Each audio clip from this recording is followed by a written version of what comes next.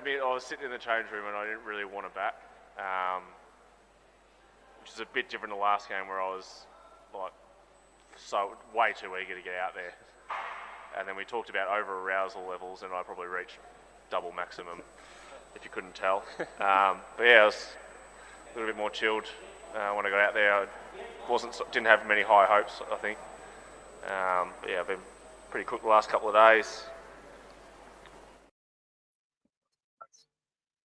Well, that was Glenn Maxwell talking about his record-breaking century, and I have reached over-arousal levels as well because Australia's World Cup campaign is back on track. I'm recording a podcast. Returning for the second time is freelance journalist Danny Said.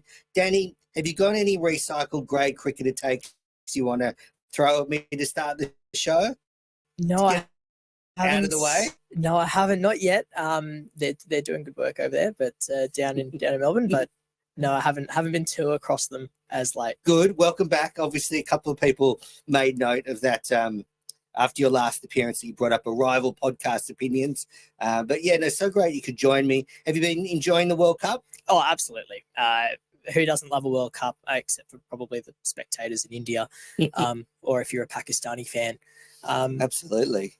But yeah, it's been fantastic. Yeah, it is concerning reading those reports about the fact that people travelling over there are finding it so hard to get tickets. I know I had hoped to go to this World Cup, but when the schedule was announced so late, I just couldn't organise it. And I think a lot of people were probably in the same boat. And I think it's a real shame because I think the World Cup kind of loses something when you don't have those international fans. Exactly. And we sort of saw the writing on the wall a little bit sort of leading into the World Cup with all of the political issues geopolitical issues between India and Pakistan and what was happening there. But like you say, when it does lose a little bit of its luster when you don't have, especially for big games, stadiums packed out. And I appreciate that some of these stadiums are seriously big. You can have the Narendra Modi Stadium a quarter full and it would pack out any other stadium in the world. Yeah. But it does lose that luster and it really brings down the BCCI a peg, and by extension, I would say probably the Indian government in terms of India wants to use cricket as a soft power diplomacy tool and showcase itself to the world as I'm loath to say a developing economy now, but it is a massive economy and one that is as big and as significant as any one of your big permanent Security Council powers. And this sort of really brings it. This is its flagship soft power tool. And it's gone. Just being disrespectful to the fans of all around the world, not giving them an opportunity to plan trips to go there. Never mind the people in India, the struggles they've had, but overall, just a bit of a poor showing. And India's a difficult country to traverse. So it's not saying the UK where you can jump on a train and get to a game. If you're going to go, you need to plan it. You need to have all your flights booked. So, yeah, a bit of a shame the way it's been organised. So we get to watch it from the comfort of our living rooms, Danny. And boy, were we treated to an absolute Aussie masterclass overnight. They demolished the Dutch. Australia batted first, made 8 for 399, and the Dutch were all out for 90.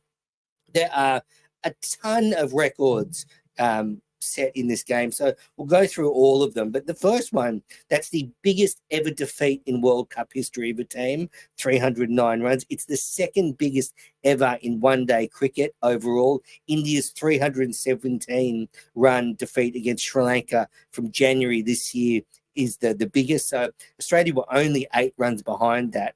An absolute flogging, and it's done wonders for Australia's net run rate. So Australia won the toss and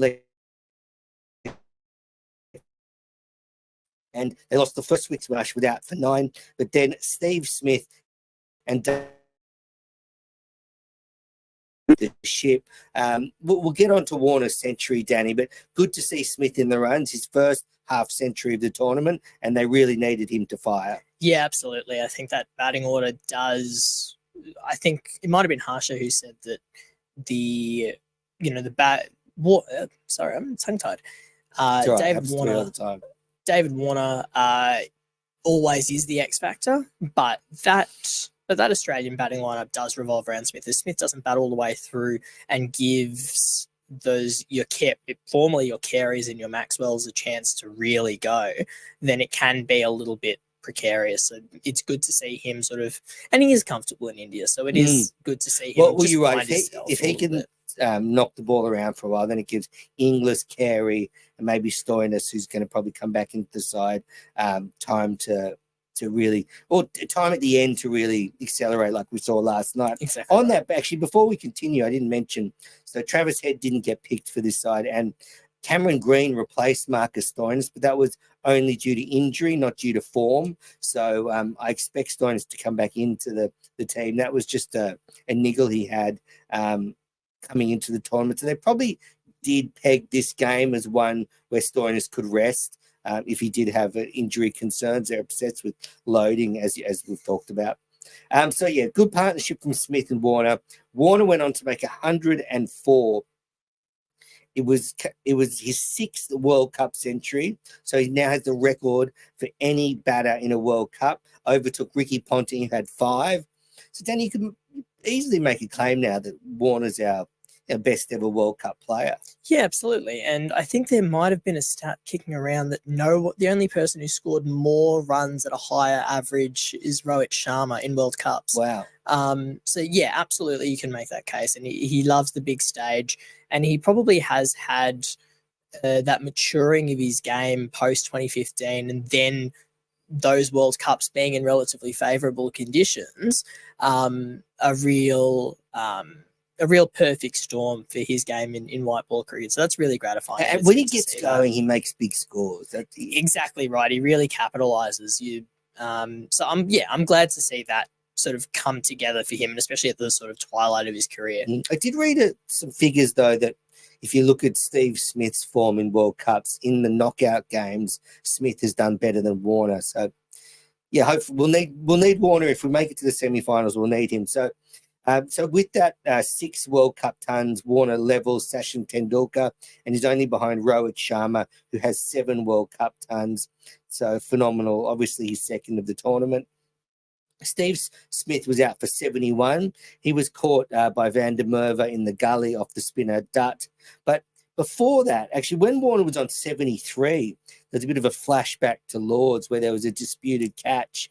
Warner hit one to cover. Van der Merwe claimed the low down catch, but when the replays were shown, it appeared that he sort of started to catch it in his left hand, and then it sort of touched the ground and ended up in his right hand. And he claimed the catch, and I don't have a problem with him claiming the catch, because you'll know, Danny, often as a fielder you might not know if it's touched the ground, and he thought he caught it, but the replays were pretty conclusive that he'd actually gone down and hit the ground with the ball when he landed. And we all remember the Mitchell Starc catch of Ben Duckett. So Australian and English fans knew it wasn't out straight away, but the Dutch didn't. But then Van der Merwe took a good catch in the same over off Steve Smith. Yeah, absolutely. The Dutch, I actually missed it. I was falling asleep as they are. I did actually miss the catch, but on the generality of it, yeah, like absolutely, Australian fans are well aware, and especially through the South African summer as well. But there was an interesting anecdote when I was doing my umpire training that fielders know more often, but that old adage that batters always know isn't always true. And likewise, like you say, fielders don't always know either.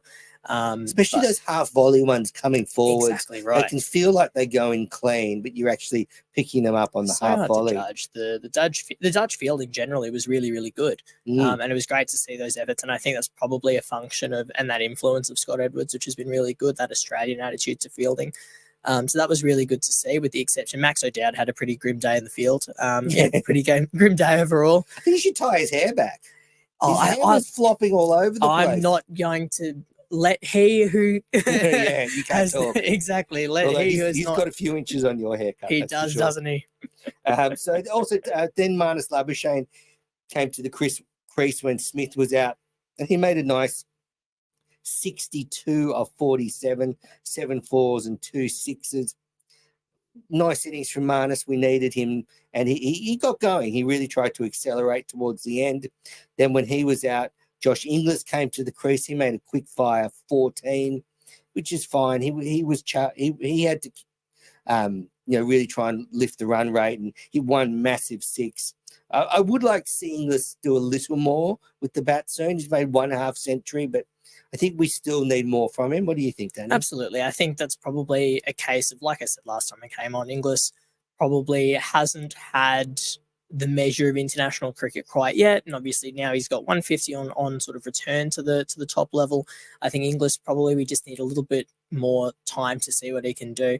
I'm not too huge on chopping and changing wicket keepers unnecessarily during World Cups. Yeah, they probably need to stick with him now. Exactly. I think they're probably going to need to, barring injury, touch wood, there's probably going to need to stick with him for a little bit, and he's not shown any signs for concern either. If I was going to be concerned as far as white ball keepers are, I'd be concerned for Alex Carey, who I thought was doing fine. Yeah, I thought he was doing fine, but I just think they've probably gone for the more aggressive player for sure, exactly, to balance out the order. And we've seen these massive scores in the World Cup so far. Exactly, good batting tracks. It's a long batting lineup as well. So I understand the desire to outshoot sides. Yeah, and I like Inglis, but I like Carey too. It's hard to choose between them. They're both fine cricketers. He's kept well as well. He kept well. Yeah. So Inglis was out when the score was 266 for 4. Then Warner was out for 104 when the score was 267 for 5. He actually didn't get a lot of the strike in his innings, Warner. A lot of the other players were chewing up the strike. And then Cameron Green came out for a short while. But here's the phenomenal stat about Glenn Maxwell. And we heard his audio at the top of the show. He was sick, came off his sick bed like Adam Zampa last week did. And he made the fastest ever World Cup century. It came off just 40 balls. It's an incredible world record by Maxwell.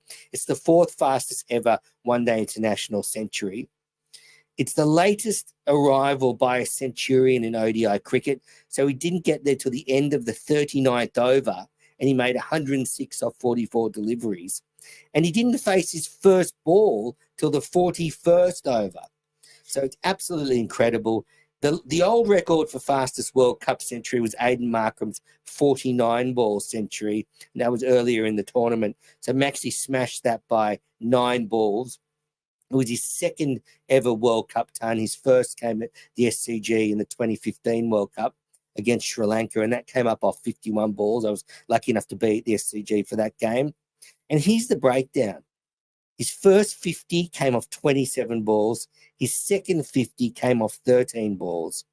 Just a phenomenal innings, Danny. And it's, he's had a difficult World Cup with the bat, but that was just incredible. And, that propelled Australia from looking like getting 350 to getting 399. Yeah, absolutely. I was discussing this with my mates overnight, and one of them, naturally being from New South Wales, Negative Nancy, was saying, "Oh, Maxwell isn't that good. It's good to see him in the run for once." And me being the proud parochial, not just Victorian, but from the southeast of Melbourne, I was very defensive of Glenn. And to be honest, there are so many factors that, on top of all of those amazing records, that just blow my mind about that performance. Not only has he just had his first child, so he's dealing with being a new dad, he's been sick. He's had all of that pressure we were discussing going into the tournament, or early on in the tournament, about all the pressure of being that full-time spinner, of being a specialist spinner for the first time in his career, and leading this spin attack almost. He was also saying in the press conference he was concerned when he got here and there was a little niggle to his broken leg that he was worried it was going to hamper him during the World Cup. Exactly right. He's coming off an awful leg break. And then on top of that as well, I don't think people were fully conscious of this as well, but just the mental load of, obviously overnight, over the last couple of days, the Australians were in black armbands in sort of to express their respect for Fawad Ahmed, whose young son passed away. And Glenn and Fawad are really close friends as well. So and so are Dave and Fawad. Dave Warner and Fawad are good friends as well. So that element of your really close friend going through something really serious, so that mental load as well. I think there's something to really I really respect that, like that performance in that context. That he has every excuse under the sun for not performing. To come out with that really shows the measure of the man, and it shows the copycats that come in. This is a man that redefined a generation of batters and redefined a generation of cricket. All the copycats that have come along and tried to bat like Glenn Maxwell don't do it the same way because he's a student of the game, the way he goes about it. All of the fundamentals that you try to teach kids, head still at release, get inside the ball, whatever it might be, strong bases, all of that's still there, even when he's hitting reverse sweeps for 6 or whatever it might be. So it's fantastic to watch. I love what he's one of my favorite players. He's box office. He's bums on seats to Lux. He talked about being over aroused in the last innings when he went out there and when he tried to hit that first ball for 6 against Pakistan. But so now he's kind of, he does admit that he needs to have a look at a few balls. Like he does. I'm sure he frustrates himself sometimes, and he talks about being over aroused. You brought up that shocking news about Fawad Ahmed. Friend of the show, what wonderful fellow, and lost his son who's only 4 months old. So very, very sad. So everyone, I send my best wishes to his family. Just don't know what to say in that situation. And you're right. The players certainly would have had that weighing on their minds in last night's game. All right, so Australia made 399, 8 for 399. Glenn Maxwell out for 106 off 44. Just phenomenal. And I think Mick Lewis and Adam Zampa can buy Glenn Maxwell a drink because he took to Baz Delader and his figures were 10 overs, 2 for 115, which are the most expensive figures ever in ODI cricket. Mick Lewis and Zampa had 113 runs taken off their spells. They went wicketless, so you could make an argument that their figures were worse, but I still think conceding 115, that is the record. So. There was a Dutch cricket writer who was very quick to make that point on Twitter overnight that Adam Zampa and Mick Lewis still have the worst figures, just not the most expensive figures. Exactly. So phenomenal batting performance from Australia. There were so many records they broke there. I just went through them all. I mean, that was sort of the performance this team really needed. Coming off Pakistan, just to really put their stamp on this tournament, that they're here to dominate like the other sides. I think there was some feeling that Australia didn't have this in them, but that batting performance was just jaw dropping. Yeah, absolutely. This team, and we discussed it at the start of the tournament, we were concerned about the holes in terms of the fragility of the batting lineup. We were concerned about the bowling. I am, to an extent, still concerned about the bowling. I'm sure we'll discuss it. But this side would have expected to go in and be really clinical with the Netherlands, with all respect to the Netherlands. And part of me did want them to really perform. And to an extent, I think they did. As far as bowling and fielding, I think there's some green shoots there for sure. Yeah, Van Beek, 10 overs, 4 for 74. He did well. Yeah, exactly. Ackerman, right. 4 overs, none for 19.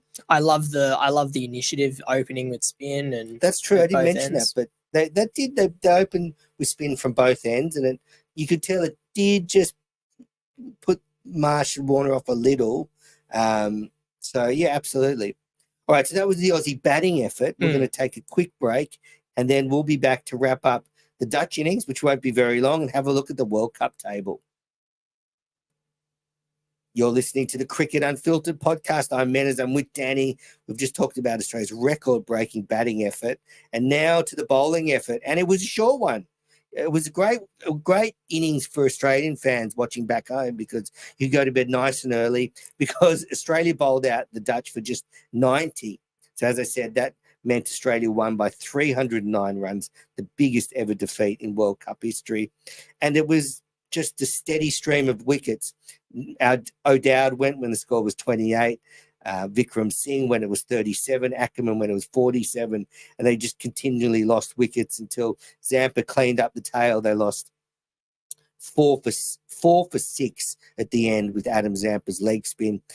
Bowling figures: Stark 4 overs, 1 for 22. Hazelwood 6 overs, 1 for 27. Pat Cummins 4 overs, 1 for 14.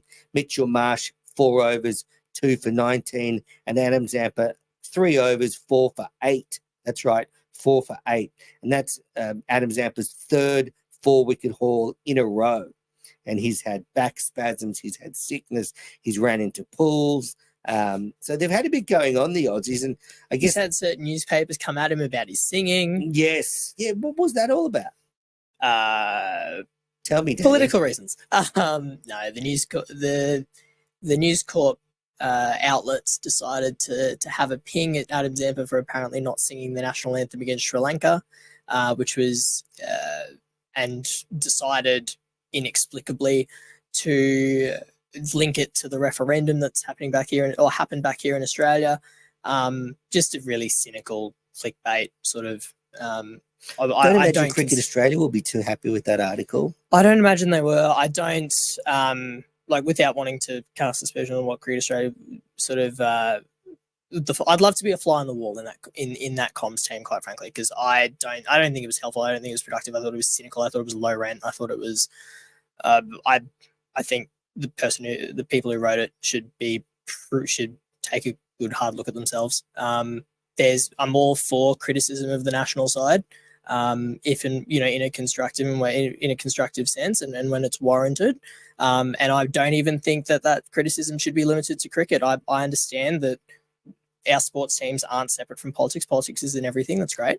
That's fine. They are, microcosms of us. But fair income. Well, it's just ridiculous, because there's nothing disrespectful about not singing the anthem. What do you want them to do? Stand there and recite a Pledge of Allegiance? So many people who stand up in the stadium won't sing it. You stand up out of respect, whether it's your anthem or an opponent's anthem. But I'm with you. That's ridiculous. So, and to question the patriotism of the man as well, who's playing through back spasms for the country. Yeah. And I would add as well, just quietly, since the article, and actually they followed up another one, because during the Pakistan game, the headline was "Burn him at the stake." So make of that what you will. But since the first article, Adam Zampa's taken 3 4-wicket hauls and won man of the match while playing through back spasms. I think his commitment can't be questioned. Yeah, absolutely. That is crazy. So phenomenal stuff from Zampa. Also, Mitchell Marsh, interesting. He was back bowling. He hadn't bowled. I don't think he bowled much in the tournament at all yet. Except for the warm-up game against the Netherlands ahead of the tournament, which is interesting. And so he bowled 4 overs, 2 for 19. Obviously, that might come into play with selection, where they're thinking about putting Head in. Do they keep Green or Stoinis, or do they think, well, we need more with the bat, so we're going to keep Marnus Labuschagne and we'll use Mitch Marsh's overs? Because so if you kept the same bowlers, the 3 quicks and Zampa, you got your 40 overs there, then you bring in Head for Green or Stoinis, and then if you get the next 10 overs with Head, Maxwell and Mitch Marsh. Well, what do you think of that, Danny? I guess the first thing is just being conscious that broken hand of Travis Head's may impact that bowling side of things. And I have heard, though, McDonald said Head's been bowling. He has been bowling, and so his bowling should be pretty good. Excellent. So there's that. So that you've got 10 overs there, because he will come back into the side. I don't think there's any doubt about that. And the other option and the other consideration there being that's off spin and it's going the other way. So that's good to have. And we do have a surplus of bowlers. We do have a surplus of at least part-timers. So I think that's strong. And I think Marsh having that bowling option in the back pocket is really good. I think it means that they're going to be able to pick the lineup based almost entirely off batting. And so I think the expectation, Dan Breddick said that and I'd agree with him, that Labuschagne should be the expected out. But if they decide to keep him, this gives them the option. Yeah, you're right. Exactly. They could keep Stoinis or Green. And the reason they do that is because Stoinis more than Green could be a bit of a finisher. He can come in the last 10 overs and do a bit of a Glenn Maxwell and spank the ball all over the park like he does in the IPL. And then you're right, Marnus would go out. But I think it's interesting to have that option now, and with Marsh back bowling. So yeah, just nothing much to talk about from the Dutch innings. It was just very convincing from the Australians. They completely dominated them. Yeah, Stark's not at his best yet, but I think he'll get wickets in that power play as the tournament starts to get towards the. He's definitely pointy shown end. those flashes as well, for sure. Yeah. So I think I'm not concerned about the areas in which he's putting it in. It just, you find, and we found it with Cummins earlier in the tournament as well. And when we were all calling for heads to roll after 0-2, that sometimes these Indian pitches, not so much in Delhi where it'll keep a little lower, but sometimes it'll just sit up.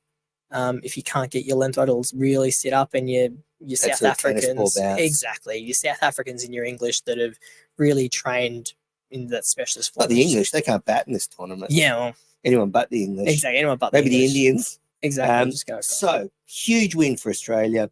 So that left the points table. India on top, 5 from 5 with 10 points. South Africa 4 wins from 5 games in second. New Zealand the same in third, behind on net run rate. But Australia's net run rate took, as you can imagine, a massive boost from that 300-plus run win. So they now have played 5 games, won 3. So they're in 4th spot with 6 points. And then you've got Pakistan and Afghanistan both on 4 points. And then you've got Sri Lanka, England, Bangladesh, and the Netherlands, all with just 1 win. So I think it's looking pretty good now for Australia to get through to the semi-finals. Been really helped by some poor performances from the other teams. They play New Zealand on Saturday, then they play, I think, England, then Afghanistan and Bangladesh. Maybe I think it's Bangladesh, Afghanistan. So they've got 4 games to go. So I'm pretty confident now, Danny, that they'll get through to the semi-finals. Pakistan have, since that game against India, they've just gone missing. Yeah, absolutely. It's interesting because last time we were here, we were calling for heads to roll. I said they wouldn't make the semi-finals, and now look where we are. Cricket's a funny game, but yeah, Pakistan's team, and this was the concern going into the tournament as well. I think I said that middle order I don't quite trust. That their middle overs bowling I don't quite trust. Do you think they were scarred against scarred in that game against India? Because it must have been pretty tough for them. They were thrown into that stadium where it was basically a political rally for India. And until then, they've been flying, and then since then they've lost 3 in a row.